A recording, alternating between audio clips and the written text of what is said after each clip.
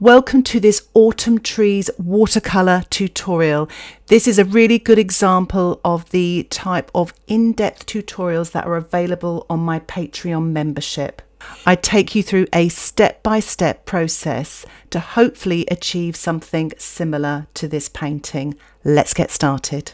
For a full list of materials can also be found in the description below, but I've included all the colours I've used here with alternatives. So shall we get started? I'm using rough watercolour paper and I pre-drawn the picture with an HB pencil. So I'm mixing up some of the Hansa yellow lights. I'm starting off with all the lighter colours first, and I'm just adding a tiny touch of the phthalo blue here to make a really light green, and then adding a little bit more phthalo blue to make a medium green. So already I have three colours: yellow, light green and a mid green.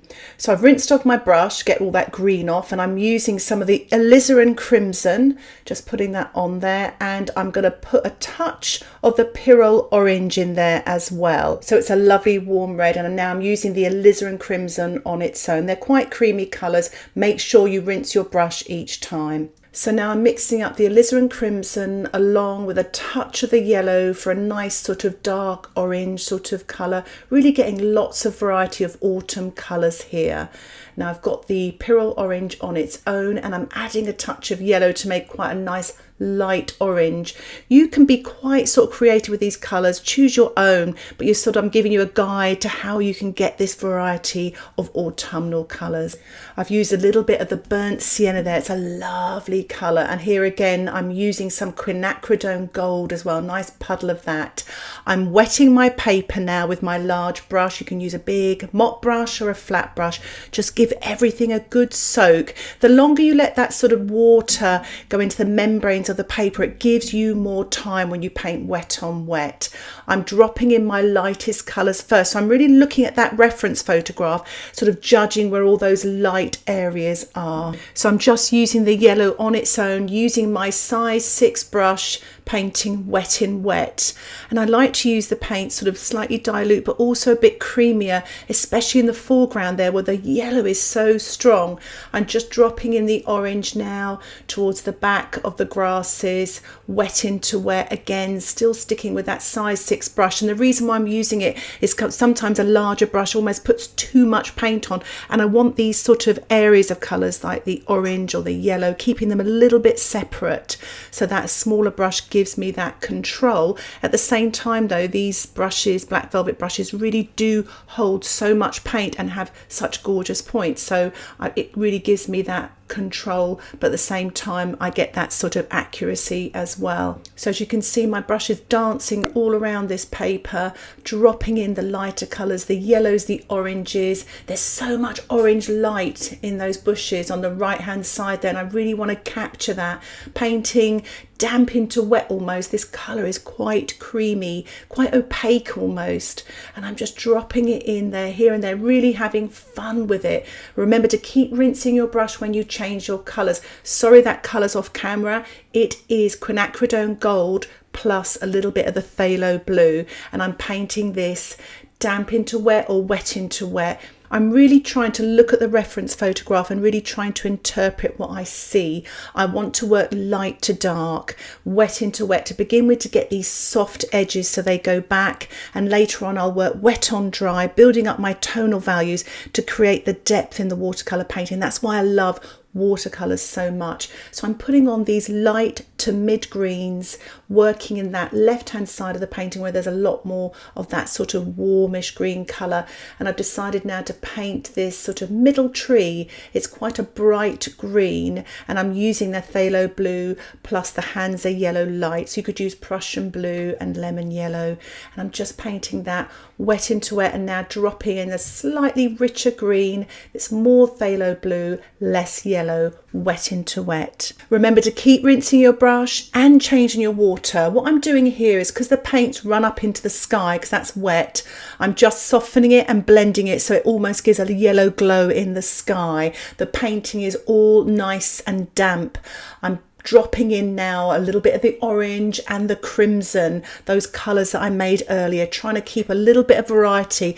On the right hand side of that tree, there's more of an orange glow, so I've tried to capture that, painting this wet in wet with my size 6 brush. Try to have fun with this. If all else fails and it goes wrong, just put it under the tap, wash it off, make some more colours and start again. You can't go wrong with this. Just, you know, try to be creative. These colours are gorgeous. They're just joyful, aren't they? So I'm painting in some of the lovely orangey glow next to that green tree on the left there, and I've added a little bit of burnt sienna because there's a nice earthy sort of colour there as well. So dropping this in wet, size 6 brush, really trying to create those shapes in there. Obviously it's wet and wet and it kind of spreads a little bit, but you want to sort of create those patches, and I'm putting a little bit of a stronger colour here with the crimson and some burnt sienna mixed together, slightly creamier so it doesn't run as much. So the thicker the paint, the more it stays still. The wetter the paint, the more it spreads when you're painting on a damp surface. A painting like this, you can really learn a lot about watercolour painting, you know, not just the colour mixing, but the wet in wet, the damp into wet, what it does, and being aware of what your surface is like. How damp is it? Is it drying off a little bit? What I've used there is some beautiful Quinacridone Gold with a bit of burnt sienna and orange. It's quite a more of a natural looking colour, and I'm mixing in a little bit of a creamier colour here with the yellow, tiny touch of blue, a lot of Quinacridone Gold. You can really sort of vary it, that sort of more of a neutral, natural looking lighter yellow green. So I've just put my framing tape behind my painting to give it a little bit of tilt because the colours were just running up into the sky too much. So I'm just using the tissue as well to take that paint off, to get the control back. So now I'm painting on a little bit of a tilt, so just beware the paint now. You can see it starts to run down towards the bottom of the paper, but you can actually tilt back again later if it's too much. So just judge where it is. It's just to stop running it into the sky a little bit. I'm putting on some really creamy orange now on that background, just that background grasses, and some really creamy yellow on the foreground. I want to really capture that light. Aren't those colours stunning? So I'm mixing up a bit of phthalo blue there with some yellow, creamy, really creamy, and putting in that light green grasses in that foreground there, damp into damp, and letting that sort of colour glow as it were, and really sort of trying to create that richness, and dropping that same colour here and there in the foliage of the trees. This is a little bit of crimson with a bit of phthalo blue, and I'm painting now the darks in that background. You can add a bit of burnt sienna to this to really create a rich dark. Make sure it's nice and creamy, because otherwise it will run too much into all your lovely foliage. I'm tilting the painting to the side to stop it running up and running down. It's just to get a little bit of control with this dark colour, and I'm using my size 6 brush. So that's really, you know, sort of get those shapes in there. These darks are really important. Don't be afraid of the dark.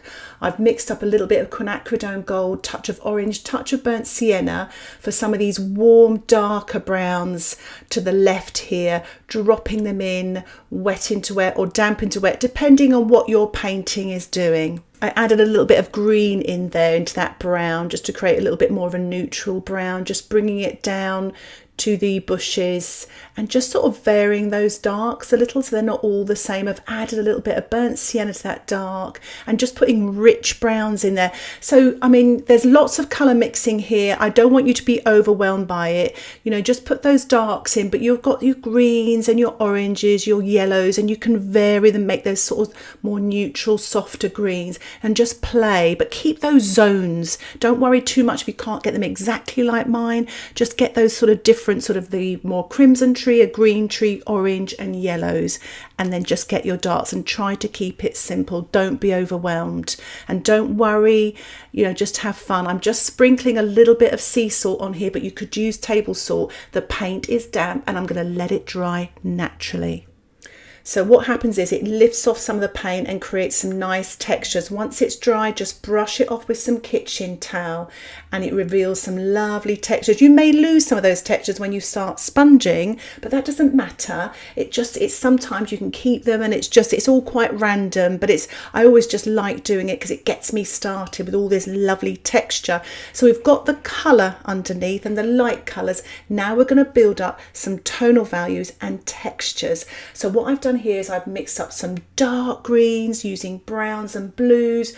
I'm making that sort of dark crimson colour using the crimson and burnt sienna, and just make sure all these colours, you've got lots of them and they're lovely and creamy consistency. So just bear in mind you're using the same colours you used earlier, just adding some more darker colours to them, like the blue and the browns, to make them richer and darker in value. It's amazing actually just putting another layer, even of the same colour tone that you used earlier, and it will immediately be darker in watercolour because you're actually covering that light of the paper each time. So you can think of it as coloured pieces of glass, one put on top of the other, and each time you're stopping the light of the paper getting through.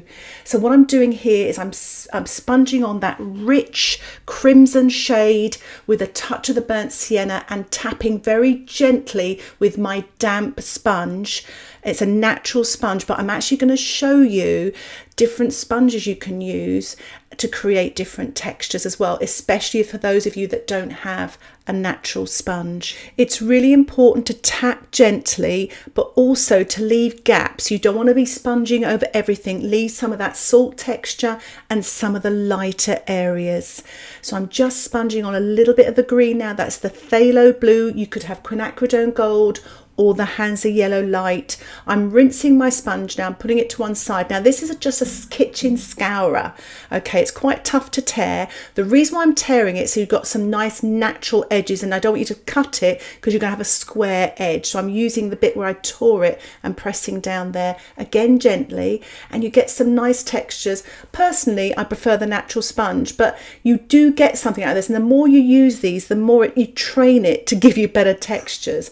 Now I'm using a car sponge. It's a synthetic large car sponge. I've torn it as well, not cut it, and I've wet it as well and wrung the water out so it's damp, and then I'll put the paint on, and again I'm tapping on. I actually find this a little bit better than the scourer, and I'm just tapping on these colours now, and I'm getting some really nice textures. I'm pretty pleased with that, and you think about it, you can get about 20 sponges out of this car sponge. Just remember just to tear it at angles so you get all these lovely textures on the sponge. Don't cut it. I'm just tapping in now some of the orange colours to create some lovely textures there, taking my time, and even putting some of the reddy orangey textures in these background bushes there. Remember, try to keep your light as well and any of the interesting salt effects that you've created.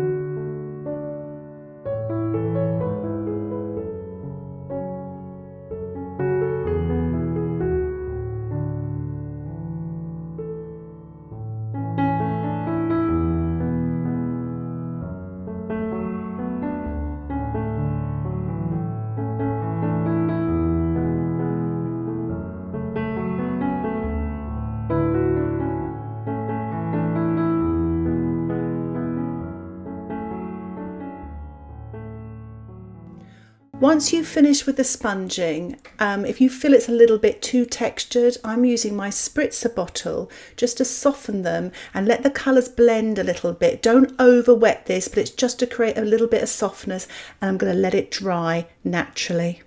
As you can see, there's some nice soft areas there as well as the texture. I'm painting the light areas on the tree trunk using some yellow and orange. So it's a really nice warm light on the right hand side of these tree trunks. Take your time and just add the yellow and the orange and sort of vary maybe the light colours. So I've made these areas slightly stronger, and I'm bringing this, making the tree trunk of this crimson tree, bringing it down nearer to the bottom of the painting so it looks closer. And I'm just putting a little bit now on these distant trees here, making the lines a little bit smaller, a touch paler so they look further away. I've mixed up some indigo and I'm going to put in some burnt sienna, so it's a nice creamy rich dark colour. I'm painting the left hand side of the trees, wet on dry, but letting that sort of the right hand side of that dark paint run a little bit into the orange. If it doesn't run as well as you want it to, just blend it a little bit with your brush as well, but try to keep that orange on the right hand side of the tree.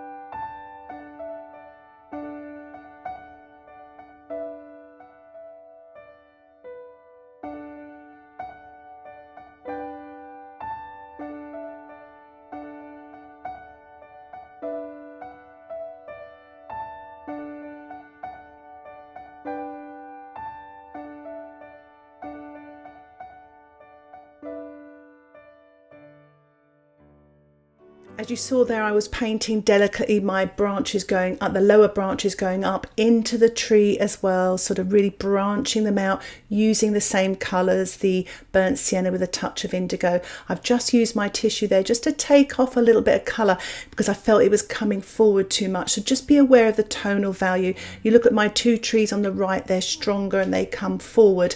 I've mixed up a little bit of the phthalo blue, a touch of the yellow, and I'm just mixing up a creamy colour here, a little bit more phthalo blue. I'm really trying to get the right colour here. I want to paint a shadow colour for the trees, so I'm just mixing up a little bit of burnt sienna there, so it's like a sludgy green, and I'm just painting this wet on dry, starting with this further tree using my size 10 brush, so it's really fully loaded, and I'm just trying to put this delicate sort of line going across these grasses, keeping it quite thin but just taking my time. And I'm painting this now under the next tree, just working my way down. Try to keep this in direct line with the tree that you're painting and try to keep the lines parallel. Remember, take your time, don't rush. This is a nice bit. The paper's very rough, so I've just sort of pulled my size 10 brush from left to right across the paper, and where you've got that lovely dry brush effect, I left it. I thought it gave it a little bit of a look of dappled light, really lovely sort of textured effect. I'm mixing up some of the phthalo blue again with a touch of the burnt sienna and just pulling that wash across, really sort of, you know, from left to right, trying to carefully go around those trees there. There's a lovely lighter green sort of shadow in the foreground, so I'm mixing up some of the phthalo turquoise and some of the yellow and just painting that just at the bottom of that shadow in the middle to really capture those colours, those colourful shadows in the foreground. And you can see the way you can get dry brush effect is really pull your brush quite quickly across your textured paper, so don't try and fill in every mark. Sometimes it's what you leave out in watercolour painting that can be so effective. So once you finish painting painting those shadow areas in the grass, I decided I was going to use some quite creamy Hansa yellow light and spatter some of this on that hedge, on those hedges in the distance, to create some sort of sparkly light. And sometimes when you feel like you've lost your light, you can actually use quite a creamy yellow to get some of that light back. And I'm painting now the smaller branches in with my size 2 brush, and I'm using burnt sienna with a touch of indigo. It's slightly watered down with these smaller branches. I don't want to make them as dark. And as you can see, I'm leaving little gaps here and there where so there's a little bit of foliage, so you can just see the branches going in and out of the foliage. It's quite a nice little technique to do. So take your time. You know, one great thing about painting branches, if someone's at the door or the kettle's just boiled, you can just stop, put your brush down and just go and see to it. Whereas obviously when you're doing a wet and wet wash or painting a sky, you want to be sort of totally uninterrupted. So it's quite relaxing. I've mixed up a really kind of more dilute colour here. I've used some indigo, some yellow and a little bit of brown, and I'm watering it down so it's kind of a sludgy sort of muddy sort of colour. And I'm just putting this slightly more dilute colour on these trees so they look like they're smaller faded branches behind these main sort of branches, and I tend to paint them a little bit quicker so it's nice and loose. Remember, you can actually turn your painting upside down as well if it makes it easier. So as you can see here, I'm just putting these long sort of marks here with my size 2 brush, wet on dry, nice and quick, so it just gives that impression of branches in the background.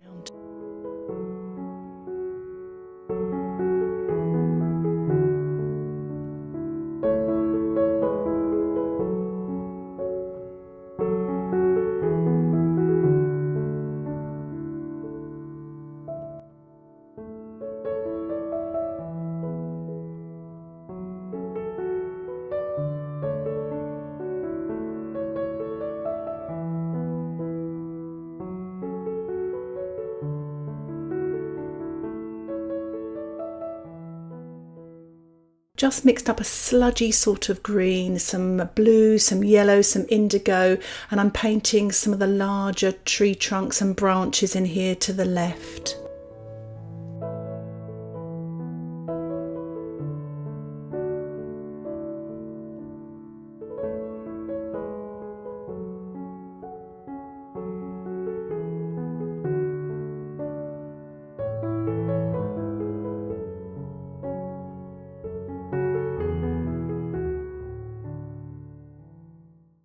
It's amazing. I almost got lost in all these branches and things like that. Just take your time with this, you know, spend as long as you like. I've slightly diluted down the colours here and there, but also the larger branches you can paint the darker tones in, and just put as much detail as you want to do.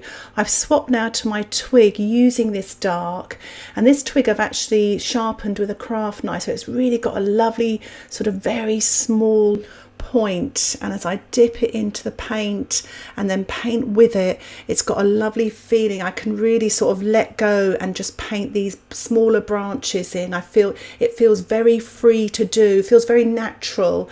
I'm painting twigs with a twig. It just seems to work.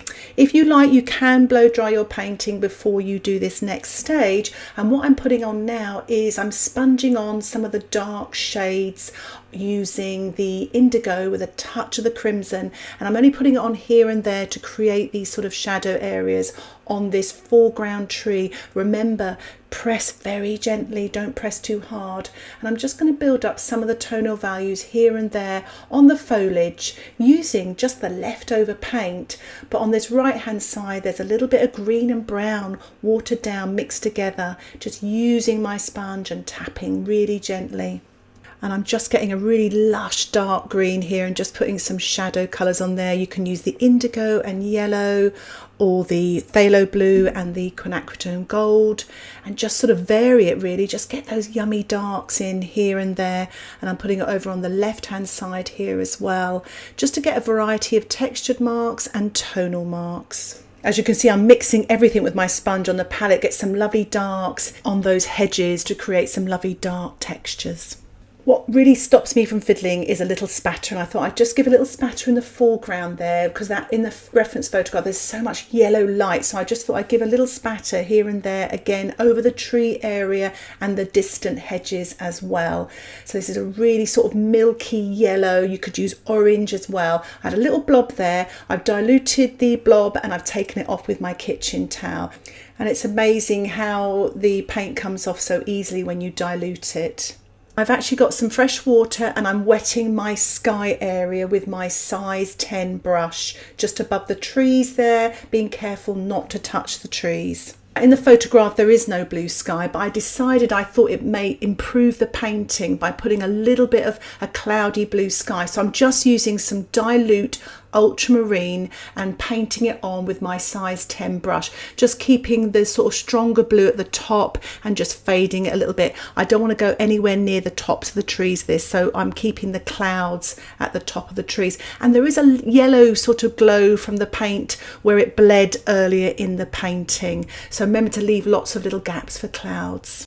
So I'm going to remove my framing tape now, just to have a good look at this painting to see if I need to do any more work to it. It really does give me a really objective view just seeing this lovely white sort of frame. The sky area was still wet, so I thought I would just dab off some of those clouds, and as you can see they're just taking off a little bit of paint. It's quite a nice thing to do, it's fun, and you get some extra clouds as well. I thought I'd include the removal of my painting from my watercolour block. I'm using my ruler because it doesn't tear, because sometimes if you use a craft knife you could actually go straight through your painting, which I have done many years ago. So I'm just easing the painting away from the gummed block, just gently. Well, I don't do it very gently, but try to do it gently. And there we are, we've got a lovely white border, and I can have a little think about what can I do. Do I need to stop now, or do I need to make some changes? And I felt that the background right on the horizon there would just need a little bit more light, so I'm actually using, as you saw there, the paint straight from the tube. I'm using my size 6 brush. The brush is damp, but I'm not actually adding any extra water, so it's quite opaque, but I wanted to get that extra zing, that sparkle and that contrast between the light and dark. And I've watered the paint down slightly, and instead of spattering I'm actually using my size 6 brush and putting on some of the yellow light in some of those bushes at the back there. You can see where at the top of the bushes it's got some nice light areas, and I just thought I'd have a little bit more control. With the spattering it doesn't have as much control, and I really wanted to put some of the light areas in there, so I'm just working my way around here and there just to create that lovely light on the top of those bushes. I couldn't resist though giving it one last little spatter of yellow, and I'm just painting a little bit of a deeper shadow on those two sort of foreground trees just to finish off this painting. So I really hope you enjoy this in-depth longer tutorial. If you have any questions about the tutorial, please put them in the comments section below. And if you'd like to see more like it, why not think about joining my Patreon membership? Details about the membership can be found in the description below. Thank you so much for watching this tutorial. Happy painting. Bye for now.